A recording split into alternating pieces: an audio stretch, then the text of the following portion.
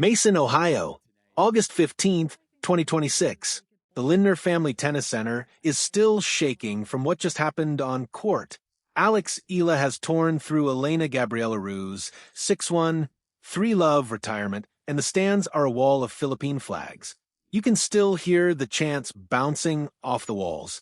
Eala, Eala, Eala. But just when the celebration hits its peak, something unexpected happens. A voice from tennis history steps in, and what she says stops everyone in their tracks. Martina Navratilova, 18 Grand Slam singles titles, 332 weeks at world number 1. A living legend who has spent the last several weeks watching this rising Filipina star from the Tennis Channel studio quietly building a verdict. She watched Eala stun Iga Swiatek on Wimbledon's center court. She watched her outlast Jessica Pegula in a Washington final. She watched her sell out arenas in Toronto and now Cincinnati. And after this latest win, Navratilova finally spoke, and it wasn't just praise. It was a full breakdown, sharp, technical, and honest, of exactly where Eala's game still falls short. She started with the compliments. Eala is crafty, a smart lefty who reads the court well and leans on variety instead of brute force. Her slice, Navratilova said, is already one of the better ones on tour. But then came the part nobody expected.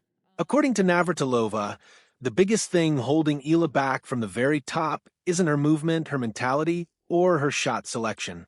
It's her serve. Navratilova didn't stop at a passing comment either. On air, she went deeper, pointing out that Eala hasn't fully committed to her natural lefty advantage. She's not using enough slice, not enough spin, not enough variation in direction. And the numbers back it up. Eala's first serve often sits in the low 80s, sometimes reaching the mid-80s at best, even though Navratilova believes she has the frame and the racket speed to push well past 100 miles an hour if she trained for it. Most of her serves, Navratilova noted, go straight at her opponent's forehand instead of curving away to attack the backhand, which is exactly the kind of weapon a left-hander is supposed to have in her back pocket. But here's where the story gets more layered. Navratilova didn't just criticize the serve in isolation. She connected it to what actually happened on court at Wimbledon. Against Iga Swiatek, that unpredictable, awkward-paced serve worked beautifully, because Swiatek simply couldn't find her timing against it.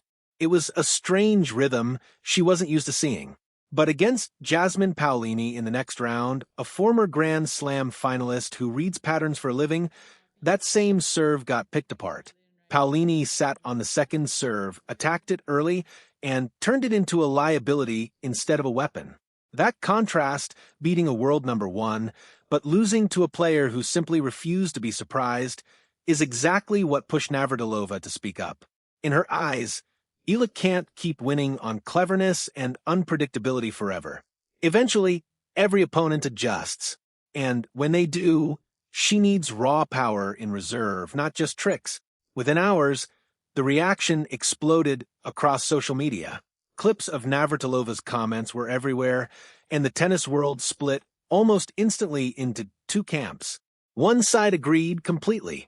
They said someone finally had the courage to name Eala's real weakness out loud, that her serve simply can't hold up forever against players who study film and adjust mid-match. The other side pushed back hard, arguing that a 21-year-old with this kind of resume doesn't need to be picked apart this early, that she's still growing into her body and her game, and that the same serve everyone's criticizing is the exact shot that took down one of the best players on the planet just weeks earlier.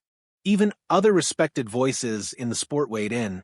Former British number 1 Greg Rusedski echoed Navratilova, almost word for word, agreeing that Eala needs to lean harder into her natural left-handed angles instead of playing it safe.